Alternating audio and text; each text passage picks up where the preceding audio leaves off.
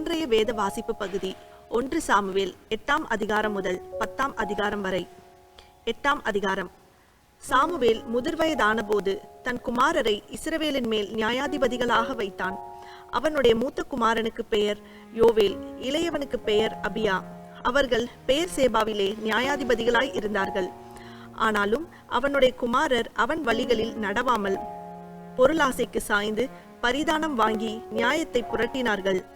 அப்பொழுது இஸ்ரவேலின் மூப்பர் எல்லாரும் கூட்டம் கூடி ராமாவில் இருந்த சாமுவேலின் இடத்தில் வந்து, இதோ நீர் முதிர் வயதுள்ளவர் ஆனீர், உம்முடைய குமாரர் உம்முடைய வழிகளில் நடக்கிறதில்லை. ஆகையால் சகல ஜாதிகளுக்குள்ளும் இருக்கிறபடி எங்களை நியாயம் விசாரிக்கிறதற்கு ஒரு ராஜாவை ஏற்படுத்த வேண்டும் என்றார்கள். எங்களை நியாயம் விசாரிக்க ஒரு ராஜாவை ஏற்படுத்தும் என்று அவர்கள் சொன்ன வார்த்தை சாமுவேலுக்கு தகாததாய் காணப்பட்டது. ஆகையால் சாமுவேல் கர்த்தரை நோக்கி விண்ணப்பம் பண்ணினான். அப்பொழுது கர்த்தர் சாமுவேலை நோக்கி, ஜனங்கள் உன்னிடத்தில் சொல்வதெல்லாவற்றிலும் அவர்கள் சொல்லை கேள். அவர்கள் உன்னை தள்ளவில்லை, நான் அவர்களை ஆளாதபடிக்கு என்னைத்தான் தள்ளினார்கள். நான் அவர்களை எகிப்தில் இருந்து புறப்பட பண்ணின நாள் முதல் இந்நாள் மட்டும் அவர்கள் என்னை விட்டு வேறே தேவர்களை சேவித்து வந்த தங்கள் எல்லா செய்கைகளின்படியும் செய்தது போல அவர்கள் உனக்கும் செய்கிறார்கள். இப்போதும் அவர்கள் சொல்லை கேள். ஆனாலும் உன் அபிப்பிராயத்தை காட்டும்படி அவர்களை ஆளும் ராஜாவின் காரியம் இன்னது என்று அவர்களுக்கு திட சாட்சியாய் தெரியப்படுத்து என்றார்.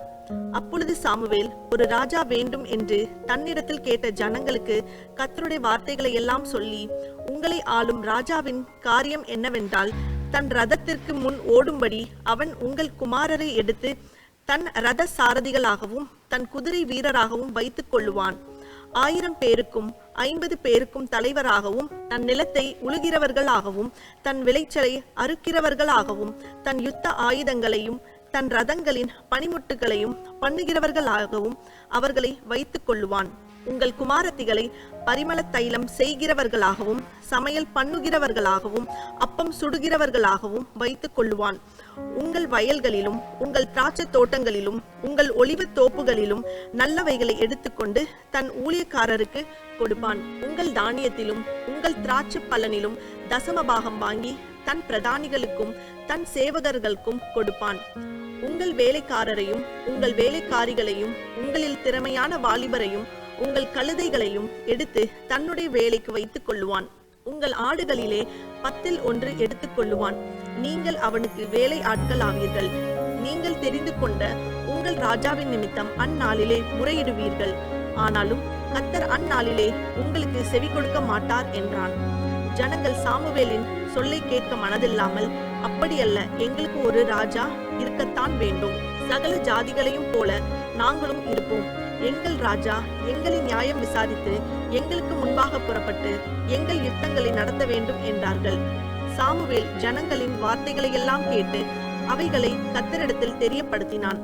கர்த்தர் சாமுவேலை நோக்கி, நீ அவர்கள் சொல்லை கேட்டு அவர்களை ஆள ஒரு ராஜாவை ஏற்படுத்து என்றார். அப்பொழுது சாமுவேல் இஸ்ரவேல் ஜனங்களை பார்த்து, அவரவர் தங்கள் ஊர்களுக்கு போகலாம் என்றான். 9ஆம் அதிகாரம். பென்யமின் கோத்திரத்தாரில் கீஸ் என்னும் பேருள்ள மகா பராக்கிரமசாலியான ஒரு மனுஷன் இருந்தான். அவன் பென்யமின் கோத்திரத்தான் ஆகிய அபியாவின் மகனான பெகோராத்திற்கு பிறந்த சேரோரின் புத்திரனாகிய அபியேலின் குமாரன். அவனுக்கு சவுல் என்னும் பேருள்ள சௌந்தரியமான வாலிபனாகிய ஒரு குமாரன் இருந்தான். இஸ்ரவேல் புத்திரரில் அவனை பார்க்கிலும் சௌந்தரியவான் இல்லை. எல்லா ஜனங்களும் அவன் தோளுக்கு கீழாய் இருக்கத்தக்க உயரமுள்ளவனாய் இருந்தான். சவுலின் தகப்பனாகிய கீசுடைய கழுதைகள் காணாமற் போயிற்று. ஆகையால் கீஸ் தன் குமாரனாகிய சவுலை நோக்கி, நீ வேலைக்காரரில் ஒருவனை கூட்டிக் கொண்டு கழுதைகளை தேட புறப்பட்டு போ என்றான். அப்படியே அவன் எப்ராயிம் மலைகளையும் சலீஷா நாட்டையும் கடந்து போனான். அங்கே அவைகளை காணாமல் சாலீம் நாட்டை கடந்தார்கள். அங்கேயும் காணவில்லை. பென்யமின் நாட்டை உருவக் கடந்தும் அவைகளை காணவில்லை. அவர்கள் சூப் என்னும் நாட்டிற்கு வந்தபோது சவுல் தன்னோடு இருந்த வேலைக்காரனை நோக்கி, என் தகப்பன் கழுதைகளின் மேல் உள்ள கவலையை விட்டு நமக்காக கவலைப்படாதபடிக்கு திரும்பி போவோம் வா என்றான். அதற்கு அவன், இதோ இந்த பட்டணத்திலே தேவனுடைய மனுஷன் ஒருவர் இருக்கிறார். அவர் பெரியவர். அவர் சொல்லுகிறதெல்லாம் தப்பாமல் நடக்கும். அங்கே போவோம். ஒருவேளை அவர் நாம் போக வேண்டிய நம்முடைய வழியை நமக்கு தெரிவிப்பார் என்றான். அப்பொழுது சவுல் தன் வேலைக்காரனை பார்த்து, நாம் போனாலும் அந்த மனுஷனுக்கு என்னத்தை கொண்டு போவோம்? நம்முடைய பைகளில் இருந்த தின்பண்டங்கள் செலவழிந்து போயிற்று. தேவனுடைய மனுஷனாகிய அவருக்கு கொண்டு போகத்தக்க காணிக்கை நம்மிடத்தில் ஒன்றும் இல்லையே என்றான். அந்த வேலைக்காரன் பின்னும் சவுலை பார்த்து, இதோ என் கையில் இன்னும் 1/4 சேக்கல் வெள்ளி இருக்கிறது. தேவனுடைய மனுஷன் நமக்கு நம்முடைய வழியை அறிவிக்கும்படிக்கு அதை அவருக்கு கொடுப்பேன் என்றான். முற்காலத்தில் இஸ்ரவேலில் யாதொருவர் தேவனிடத்தில் விசாரிக்க போனால் ஞான திருஷ்டிக்காரனிடத்திற்கு போவோம் வாருங்கள் என்பார்கள். இந்நாளிலே தீர்க்கதரிசி எனப்படுகிறவன் முற்காலத்தில் ஞான திருஷ்டிக்காரன் எனப்படுவான். அப்பொழுது சவுல் தன் வேலைக்காரனை நோக்கி, நல்ல காரியம் சொன்னாய், போவோம் வா என்றான். அப்படியே தேவனுடைய மனுஷன் இருந்த அந்த பட்டணத்திற்கு போனார்கள். அவர்கள் பட்டணத்து மேட்டின் வழியாய் ஏறுகிற போது தண்ணீர் எடுக்க வந்த பெண்களை கண்டு, ஞான திருஷ்டிக்காரன் இங்கே இருக்கிறாரா என்று அவர்களை கேட்டார்கள். அதற்கு அவர்கள், இருக்கிறார், இதோ உங்களுக்கு எதிரே இருக்கிறார், தீவிரமாய் போங்கள். இன்றைக்கு ஜனங்கள் மேடையில் பலியிடுகிறபடியினால் இன்றைய தினம் பட்டணத்திற்கு வந்தார். நீங்கள் பட்டணத்திற்குள் பிரவேசித்த உடனே அவர் மேடையின் மேல் போஜனம் பண்ண போகிறதற்கு முன்னே அவரை காண்பீர்கள். அவர் வருமட்டும் ஜனங்கள் போஜனம் பண்ண மாட்டார்கள். பலியிட்டதை அவர் ஆசீர்வதிப்பார்.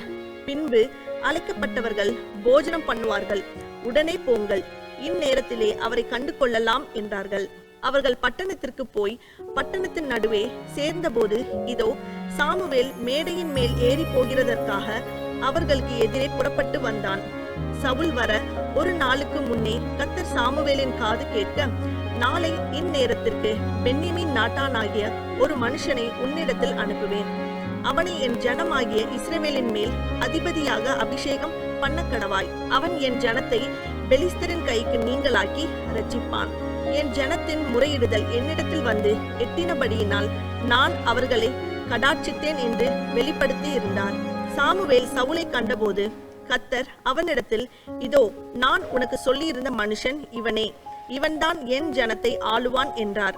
சவுல் நடுவாசலிலே சாமுவேல் இடத்தில் வந்து, ஞான திருஷ்டிக்காரன் வீடு எங்கே சொல்லும் என்று கேட்டான்.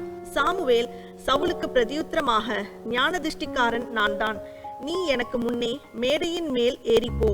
நீங்கள் இன்றைக்கு என்னோடே போஜனம் பண்ண வேண்டும். நாளை காலமே நான் உன் இருதயத்தில் உள்ளது எல்லாவற்றையும் உனக்கு அறிவித்து உன்னை அனுப்பி விடுவேன். 3 நாளைக்கு முன்னே காணாமற் போன கழுதைகளை பற்றி கவலைப்பட வேண்டாம், அவைகள் அகப்பட்டது. இதெல்லாமல் சகல இஸ்ரவேலின் அபேட்சையையும் யாரை நாடுகிறது? உன்னையும் உன் வீட்டார் அனைவரையும் அல்லவா என்றான். அப்பொழுது சவுல் பிரதியுத்தரமாக, நான் இஸ்ரவேல் கோத்திரங்களிலே சிறிதான பென்யமீன் கோத்திரத்தான் அல்லவா?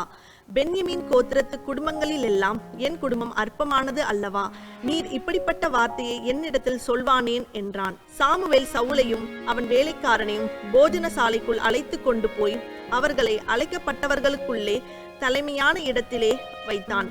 அழைக்கப்பட்டவர்கள் ஏறக்குறைய 30 பேராய் இருந்தார்கள். பின்பு சாமுவேல் சமையற்காரனை பார்த்து, நான் உன் கையிலே ஒரு பங்கை கொடுத்து வைத்தேனே, அதை கொண்டு வந்து வை என்றான். அப்பொழுது சமையற்காரன் ஒரு முன்னந்தொடையையும் அதனோடு இருந்ததையும் எடுத்து கொண்டு வந்து அதை சவுலுக்கு முன் வைத்தான். அப்பொழுது சாமுவேல், இதோ இது உனக்கென்று வைக்கப்பட்டது, இதை உனக்கு முன்பாக வைத்து சாப்பிடு. நான் ஜனங்களை விருந்துக்கு அழைத்தது முதல் இதுவரைக்கும் இது உனக்காக வைக்கப்பட்டிருந்தது என்றான். அப்படியே சவுல் அன்றைய தினம் சாமுவேலோடே சாப்பிட்டான். அவர்கள் மேடையிலிருந்து பட்டணத்திற்கு இறங்கி வந்த பின்பு அவன் மேல் வீட்டிலே சவுலோடே பேசிக் கொண்டிருந்தான். அவர்கள் அதிகாலமே கிழக்கு வெளுக்கிற நேரத்தில் எழுந்திருந்த போது சாமுவேல் சவுலை மேல் வீட்டில் மேல் அழைத்து, நான் உன்னை அனுப்பிவிடும்படிக்கு ஆயத்தப்படு என்றான். சவுல் ஆயத்தப்பட்ட போது அவனும் சாமுவேலும் இருவருமாக வெளியே புறப்பட்டார்கள்.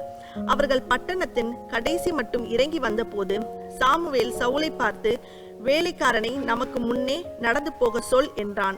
அப்படியே அவன் நடந்து போனான். இப்பொழுது நான் தேவனுடைய வார்த்தையை உனக்கு தெரிவிக்கும்படிக்கு நீ சற்றே தரித்து நில் என்றான். 10ஆம் அதிகாரம். அப்பொழுது சாமுவேல் தைல குப்பியை எடுத்து அவன் தலையின் மேல் வார்த்து அவனை முத்தம் செய்து, கர்த்தர் உன்னை தம்முடைய சுதந்திரத்தின் மேல் தலைவனாக அபிஷேகம் பண்ணினார் அல்லவா? நீ இன்றைக்கு என்னை விட்டு போகிற போது பென்யமீன் எல்லையாகிய செல்சாகில் ராகேலின் கல்லறை அண்டையில் 2 மனுஷரை காண்பாய். அவர்கள் உன்னை பார்த்து நீ தேடப் போன கழுதைகள் அகப்பட்டது. இதோ உன் தகப்பன் கழுதைகளின் மேல் இருந்த கவலையை விட்டு உங்களுக்காக விசாரப்பட்டு என் மகனுக்காக என்ன செய்வேன் என்கிறான் என்று சொல்லுவார்கள். நீ அவ்விடத்தை விட்டு அப்புறம் கடந்து போய் தாபோரில் உள்ள சமபூமியில் சேரும்போது தேவனை பணியும்படி பெத்தேலுக்கு போகிற 3 மனுஷர் அங்கே உன்னை கண்டு சந்திப்பார்கள். ஒருவன் 3 ஆட்டுக்குட்டிகளையும் இன்னொருவன் 3 அப்பங்களையும் வேறொருவன் திராட்சை ரசமுள்ள ஒரு துருத்தியையும் கொண்டு வந்து உன்னுடைய சுக செய்தியை விசாரித்து உனக்கு 2 அப்பங்களை கொடுப்பார்கள். அவைகளை நீ அவர்கள் கையிலே வாங்க வேண்டும். பின்பு பெலிஸ்தரின் தானயம் இருக்கிற தேவனுடைய மலைக்கு போவாய். அங்கே நீ பட்டணத்திற்குள் பிரவேசிக்கையில் மேடையில் இருந்து இறங்கி வருகிற தீர்க்கதரிசிகளின் கூட்டத்திற்கு எதிர்படுவாய். அவர்களுக்கு முன்பாக தம்புரும் மேளமும் நாகசுரமும் சுரமண்டலமும் போகும். அவர்கள் தீர்க்க தரிசனம் சொல்லுவார்கள். அப்பொழுது கர்த்தருடைய ஆவி உன்மேல் இறங்குவார். நீ அவர்களோட கூட தரிசனம் சொல்லி வேறு மனுஷனாவாய். இந்த அடையாளங்கள் உனக்கு நேரிடும் போது சமயத்துக்கு ஏற்றபடி நீ செய். தேவன் உன்னோடே இருக்கிறார். நீ எனக்கு முன்னே கில்காலுக்கு இறங்கி போ. சர்வாங்க தகன பலிகளையும் சமாதான பலிகளையும் செலுத்தும்படிக்கு நான் உன்னிடத்தில் வருவேன். நான் உன்னிடத்தில் வந்து நீ செய்ய வேண்டியதை உனக்கு அறிவிக்கும் மட்டும் 7 நாள் காத்திரு என்றான். அவன் சாமுவேலை விட்டு போகும்படி திரும்பின போது தேவன் அவனுக்கு வேறே இருதயத்தை கொடுத்தார். அந்த அடையாளங்கள் எல்லாம் அன்றைய தினமே நேரிட்டது. அவர்கள் அந்த மலைக்கு வந்தபோது இதோ தீர்க்கதரிசிகளின் கூட்டம் அவனுக்கு எதிராக வந்தது. அப்பொழுது தேவனுடைய ஆவி அவன் மேல் இறங்கினதனால் அவனும் அவர்களுக்குள்ளே தீர்க்க தரிசனம் சொன்னான். அதற்கு முன்னே அவனை அறிந்தவர்கள் எல்லாரும் அவன் தீர்க்க தரிசிகளோடிருந்து தீர்க்க தரிசனம் சொல்லுகிறதை கண்டபோது கீசின் குமாரனுக்கு வந்தது என்ன? சவுலும் தீர்க்க தரிசிகளில் ஒருவனோ என்று அந்த ஜனங்கள் ஒருவரோடொருவர் சொல்லிக் கொண்டார்கள். அதற்கு அங்கே இருக்கிறவர்களில் ஒருவன், இவர்களுக்கு தகப்பன் யார் என்றான்.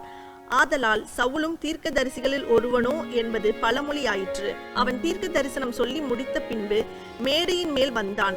அப்பொழுது சவுலுடைய சிறிய தகப்பன், நீங்கள் எங்கே போனீர்கள் என்று அவனையும் அவன் வேலைக்காரனையும் கேட்டான்.